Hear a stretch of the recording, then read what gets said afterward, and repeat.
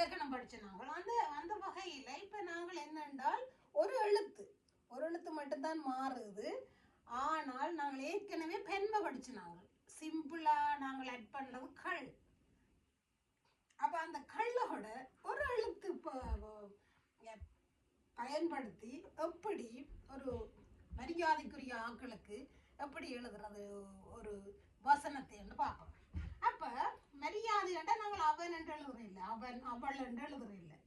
என்ன இந்த இன்னுக்கு பதிலாக இந்த இல்லுக்கு பதிலாக நாங்க இரண்டு போடுறோம். இல்ல இரு அவர். ஆனா ஏற்கனவே கள் படிச்ச நாங்கள் சிம்பிளாக ஒருமை பன்மை ஆக்குறதுக்கு கள் சேர்த்தா அது வந்து பன்மையாகும் படிச்சு உங்களுக்கு படிப்பிச்சு நாங்கள் வீடியோக்களை போய் பாருங்க.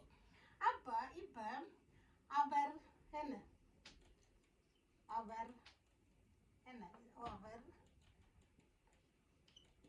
கள் இது கள் போல சொல்லிட்டேன் ஏற்கனவே. அவர்கள் என்ன அவர்கள் என்ன செய்கிறார்கள் அதே வார்த்தையிலேயே நான் மாற இல்லை. அப்பதான் உங்களுக்கு இலக வந்து அவர்கள் ஓடுகிறார்கள். ஓடுகிறான் படிச்ச நீங்கள் தானே.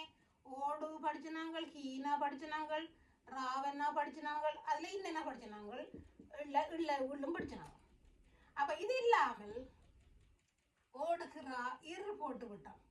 அப்ப இங்கேயும் ஒரு இர், இங்கேயும் ஒரு இர். எவ்வளவு இலகு. கள் ஏற்கனவே இருந்த கள் தான். ஏற்கனவே நான் படிப்பிச்சேன்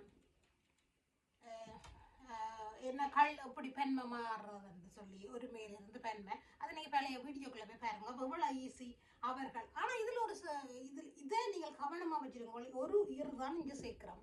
ஆனால் இது வந்து ஒரு ரெஸ்பெக்டிவாக ஆட்களுக்கு பயன்படுத்துகிறோம். ஓகே, அதை நினைச்சிங்கன்னா சரி. தேங்க்யூ.